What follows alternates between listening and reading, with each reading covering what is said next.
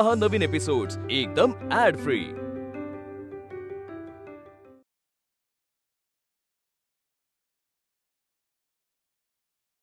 विद्युत मी shut up! एकही शब्द बोलू नकोस। काहीही बोलण्याचा आणि कोणतेही एक्सप्लेनेशन देण्याचा अधिकार तू गमावलायस कायमचा। शिल्पी, मी आहे ना तुझ्यावर मनापासून प्रेम केलं, खरं प्रेम केलं, फक्त एका आशेवर की आज ना उद्या तुला तुझ्या चुकांची जाणीव होईल आणि तू माझ्याकडे परत येशील। तुझे सगळे हट्ट मी पुरवले, तुझा जिद्दीपणा, तुझा तिरकट स्वभाव सगळा सहन केला, पण काय प्रेम मिळवायला नशीब लागतं आणि ते पचवायला लायकी, जी तुझी नाहीये, नाहीये तुझी। माझ्या ताईबद्दल इतकं विष भरून ठेवलंयस मनात। शिल्पी, मी तुला ना अल्लड समजत होतो, अल्लड, पण तू एक नंबरची कपटी आहेस। आणि यानंतर तू स्वतःहून जरी परत आलीस ना तरी मला नकोयस तू।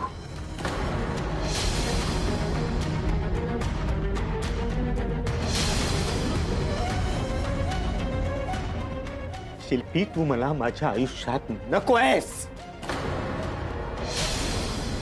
तू जे केलंयस ना माझी बायको कधीच करू शकणार नाही, माझ्या मुलाची आई ते कधीच करू शकत नाही।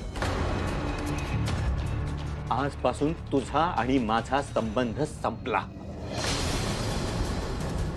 कायमचा।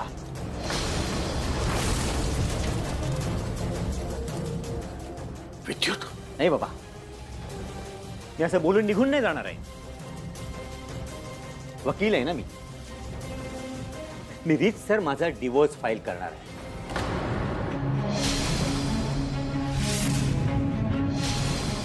माझी सगळी प्रॅक्टिस पणाला लावणार आणि माझ्या मुलाची कस्टडी मी माझ्याकडे घेणार, कारण या आशाबाईकडे ना माझ्या संजू मला मोठा होऊ द्यायचा नाहीये। शिल्पी, इट्स ओव्हर।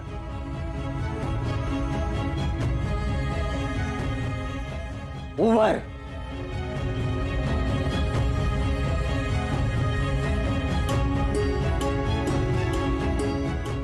विद्युत,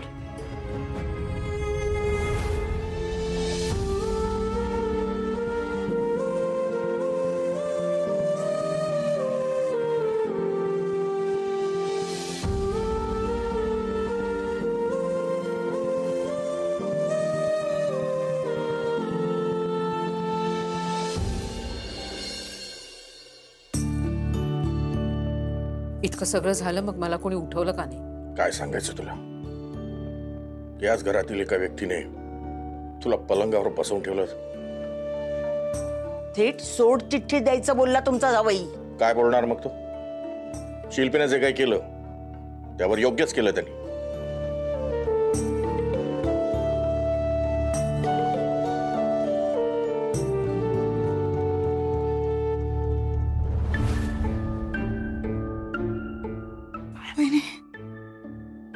वहिनी, मला माफ कर, प्लीज मला माफ कर। चुकलं ग माझं, खूप मोठी चूक झाली माझ्याकडून। मी विद्युतला खूप समजावून सांगण्याचा प्रयत्न केला की हे सगळं मी मुद्दाम नाही केलं, पण तू माफ कर मला।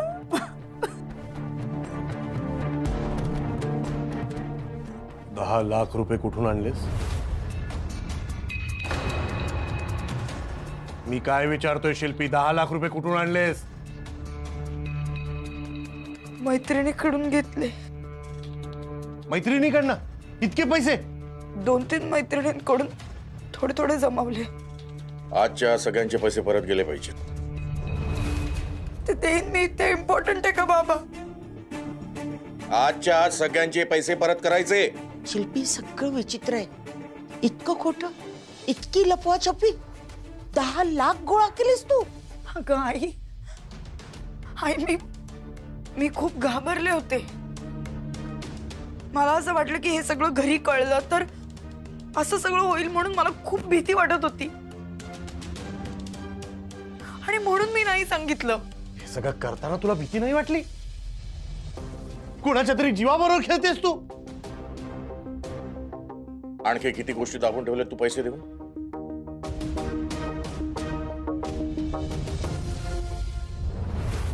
नाही बाबा, नाही हो, नाही. माझं चुकलं, मी मान्य करते. तुमच्या मुलीला एकदा माफ करा बाबा. चुकलं माझं, चुकलं चुकलं चुकलं चुकलं. शिल्पी बास, काय चालवलंयस हे? खूप मोठी चूक झाली आहे माझ्याकडून,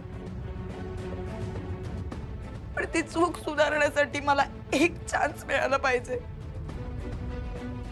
मिळायला पाहिजे ना वहिनी. दादा,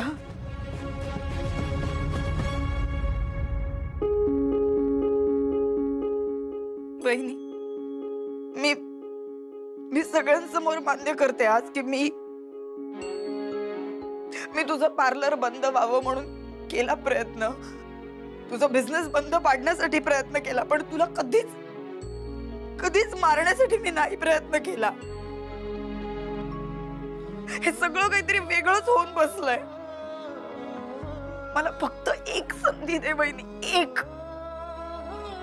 प्लीज विद्युतला समजावून सांग, कारण तू जर समजावून सांगितलं तर तो नक्की ऐकेल. सांगशील ना? सांगशील ना वहिनी? प्लीज सांग मला, सांगशील ना तू त्याला?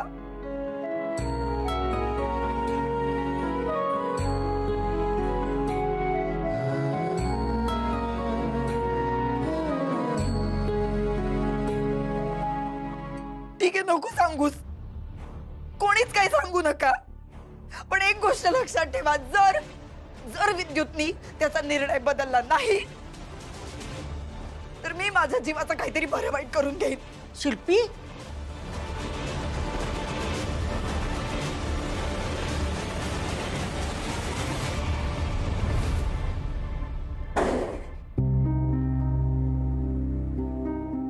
परमेश्वरा, माझ्या मागचा मनस्ताप काही केला कमी होत नाहीये. विद्युत सारखा माणूस अशी टोकाची भूमिका, टोकाचे निर्णय घेऊ शकत नाही. बाबा, तुम्ही विद्युतला गृहीत धरताय. अरे श्रेयस संतापाच्या भरात बोलला असेल तो, म्हणून रागाने घेतलेला निर्णय त्याचा फायनल निर्णय नसणार. का नाही करणार? माझ्या बायकोनी जर माझ्या बहिणीच्या विरुद्ध असं काही केलं असतं, तिचा जीव घेण्याचा प्रयत्न केला असता, तर मी सुद्धा हेच केलं असतं, हाच डिसिजन घेतला असता. नुसतं बडबडून गेलो नसतो. अरे नेमकं तुझं म्हणणं काय आहे? मोडून टाकायचा त्यांचा संसार? अगं अश्विनी, तू तरी काहीतरी बोल. कुणी काही बोलू नका. खोबरे शेंगदाणे अर्धा किलो नको, 1 किलोच घेते. गूळ पण जास्तीच मागवते. अहो मी काय म्हणते, यावेळेस सामान जरा जास्तीच मागवते. हा, आशूकडे पण द्यायचंय ना तिळगुळ बनवून. सगळं तुझ्या मनासारखं होऊ दे. आणि गुळपोळ्या पण बनवीन मी. श्रेयसरावांना आवडतात ना, आणि मुलांना सुद्धा आवडतात, त्यामुळे जरा जास्तीच बनवीन. सगळं तुझ्या मनासारखं होऊ दे. अहो काय झालंय तुम्हाला? तेच तेच बोलताय सारखं. अगं या पुस्तकात असं म्हटलंय की हे वाक्य म्हटल्यामुळे घरातले होणारे कलह कायमचे थांबतात. बघू तरी कुठचं पुस्तक आहे? हे बघ, सुखी संसाराची गुरुकिल्ली. हो, आणि ह्यात असंही म्हटलंय कमल की जगातली प्रत्येक व्यक्ती चुकीची असू शकते, तुमची बायको सोडून. छान. कितीही वाचलं तरी माझं बरोबर आहे असं तुम्हाला कधी वाटतच नाही. वाटो न वाटो, वागतो मात्र तुझ्या मनासारखाच ना. वा, कोणी ऐकलं ना तर अगदी खरंच वाटेल. हो, मग खरंच आहे ते. माई, अप्पा, येतो मी. अरे विद्युत, नाश्ता केला, निघालास कुठे? नाही, नकोय. हे बघ विद्युत, उपाशी पोटी जायचं नाही, नाश्ता करून जा. माई, मला भूक नाहीये. अरे नाश्ता करायला कितीसा वेळ लागतोय, बस लवकर ये ये ये बस. हे बघ तुझ्या आवडीचे पराठे केले. हा तयार आहे नाश्ता. घे बघू घे. आणि काय रे, काल रात्री सुद्धा लेट आलास आणि तसाच झोपून गेलास. जेवला सुद्धा नाहीस तू. भूक नव्हती मला. मग आता खा व्यवस्थित. हा अहो मी काय म्हणते, ऐकताय का? आज आपण गायत्री सिल्क मध्ये जाऊया. माझ्या मनात काय आलंय माहितीये का, आता सगळं छान चाललंय ना, तर आपण संक्रांतीच्या निमित्ताने अश्विनीला आणि शिल्पीला साड्या घेऊयात. काय झालं? काही नाही, मला भूक नाहीये. असं काय बघतोय हा? मला भूक नाही, माझं पोट भरलेलं आहे. ही 2 वाक्य नवरा बायकोच्या भांडणातून आलेल्या प्रचंड मानसिक तणावातून बोलली जातात. असं पुस्तकात लिहिलं आहे ग इथे. कमल, जरा नॉर्मल वाग त्याच्याशी. आता लगेच काय झालं वगैरे असे प्रश्न विचारून त्याला भंडावून सोडू नकोस. हो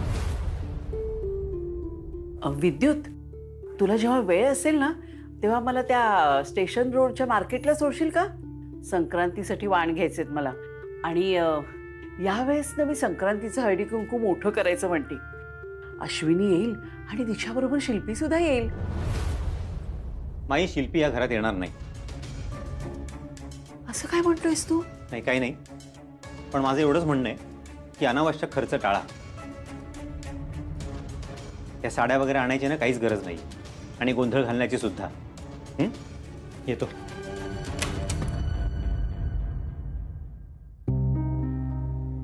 याचं काहीतरी बिनसलेलं दिसतंय हा मला. ते दिसतंय मला, पण कमल मला असं वाटतं यावर चर्चा नको. नाही, कसं असतं ना, कधी कधी आपण मुद्दा ताणून धरतो उगीच, आणि मग वाद चिघळत जातो. आधीच त्या दोघांचं आता आणखीन काहीतरी झालं नसेल ना? नाही, मला नाही वाटत अजून काय होईल. हा, आणि जे काही झालं असेल ते त्यांचं त्यांनाच सोडवू देत कमल. आपण त्या दोघांच्या मध्ये न पडलेलंच बरं. बरोबर आहे तुमचं. काय सिद्ध करायचं होतं मयू तुला? हे बघ, मला जर हे सगळ्यांना सांगायचं असलं असतं ना तर मी कधीच सांगितलं असतं. तुला असं वाटतंय का की तुझ्या आईपेक्षा तुला जास्त कळायला लागलंय? मयू, हा गैरसमज ना दूर कर. तुझे केलंयस ते मला अजिबात पटलेलं नाहीये. आई, मला नव्हतं माहिती की हे सगळे या लेवलला जाईल. मी फक्त तुझ्यासाठी केलं. तुला माझ्यासाठी काही करायचंय ना तर एकच गोष्ट कर बाळा, तुझा अभ्यास मन लावून कर. तुला तो कोर्स पूर्ण करता आला नाही म्हणून ती सल माझ्या मनाला सारखी लागून राहिलीये.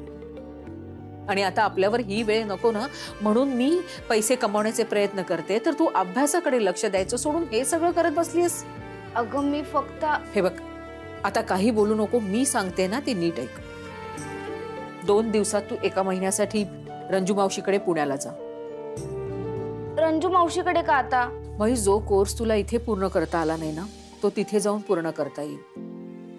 माझं रंजू मावशीशी बोलणं झालंय आणि तिला मी तुझे स्कॉलरशिपचे पेपर्स पाठवले होते. तिने तिच्या कॉलेजमध्ये तुझ्यासाठी स्पेशल परमिशन काढली आहे. त्यामुळे तुझा हा कोर्स तुला तिथे जाऊन कंप्लीट करता येईल. आणि तुझ्या सरांशीही माझं बोलणं झालंय. आई, तू सरांसोबत कधी बोललीस? मयू, तू आता मला एकही प्रश्न विचारू नको. तुला जरी वाटत असलं ना की तू खूप मोठी झाली आहेस तरी तसं नाहीये. जे मी सांगते ते ऐक. तू जा आणि तुझी बॅग भर. 2 दिवस राहिलेत फक्त. आई, मी पुण्याला... मयू, मी सांगितलं ना तुला जा. मला प्राजू मावशीशी बोलायचंय, तेव्हा जा आणि दार लावून घे.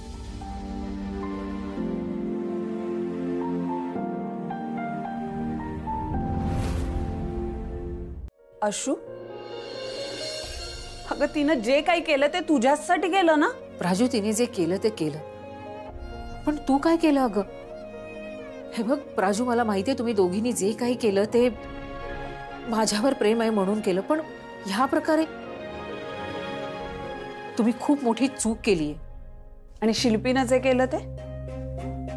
ते बरोबर होतं का? नव्हतं बरोबर. पण तिने गाय मारली म्हणून आपण वासरू मारायचं का? आशू, अगं तुला समजत का नाहीये? आम्ही हे सगळं केलं ना, त्यामुळेच आपल्याला कळलंय की ऍक्सिडेंट सुद्धा तिनंच घडवून आणला होता. कळलं नसतं तरच बरं झालं असतं. त्याच्यानंतर जे घरात झालंय ना, ते तरी निदान झालं नसतं अगं प्राजू. आशू, अगं तुला का समजत नाहीये? का कळत नाहीये की हे जे वागणं आहे ना, हे नॉर्मल नाहीये अगं. मिळू दे शिक्षा तिला. तिनं जे काही केलंय ना, त्याची शिक्षा तिला मिळू दे. अगं तिच्या चुकीची शिक्षा संजूला का द्यायची? त्याचा काय दोष आहे? आणि तुला जर काही झालं असतं तर कुहू आणि मयूचं काय झालं असतं याचा विचार केला का ग तिनं? नाही ना. आशू, अगं तू तिला माफ करू शकते, पण मी नाही करू शकत तिला माफ. आणि मी सांगते, ती इतकी निर्लज्ज आहे ना, म्हणजे तिला आत्ता सुद्धा एवढं सगळं होऊन सुद्धा आहे ना, तिच्या मनावर काहीच परिणाम झाला नसेल. तिने ही जी काही नाटकं केली ना घरात, मी आत्ता सांगते की ती बाहेर जाऊन आहे ना आत्ताही मजाच मारत असेल.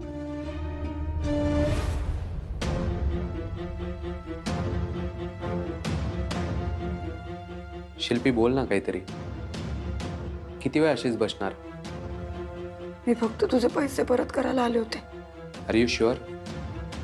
तुझे घरात सांगितले मैत्रिणीकडून पैसे घेतलेत, त्याच्यावर घरच्यांचा विश्वास बसलाय?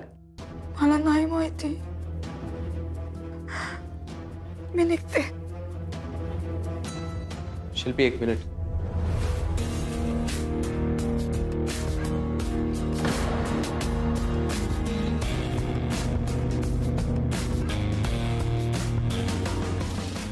शिल्पी, अशी नको ना जाऊ. आय नो तुला खूप त्रास होतोय. तू खूप शॉकमध्ये आहेस आणि असणारच. आणि हे सगळं माझ्यामुळे, हेही मला माहिती आहे. But try to understand. मी तुला असं नाही पाहू शकत शिल्पी. प्लीज नॉर्मल हो. विद्युतने मला माफ केलं की होईल मी नॉर्मल. तू असं काही करणार नाही. म्हणजे विद्युत आलेला मला भेटायला. तो जो काही विचार करतोय त्याबद्दल ही इज व्हेरी सिरियस.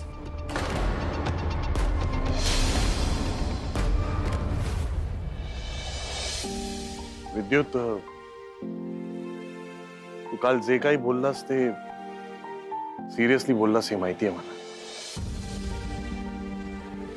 आपण इथे बसून डिस्कशन का करतो? हे माझ्यासोबत माझ्या बहिणीचा नवरा नाही, माझ्या बायकोचा भाऊ बसलाय. आणि म्हणून मला या डिस्कशन मध्ये ना इंटरेस्ट नाही.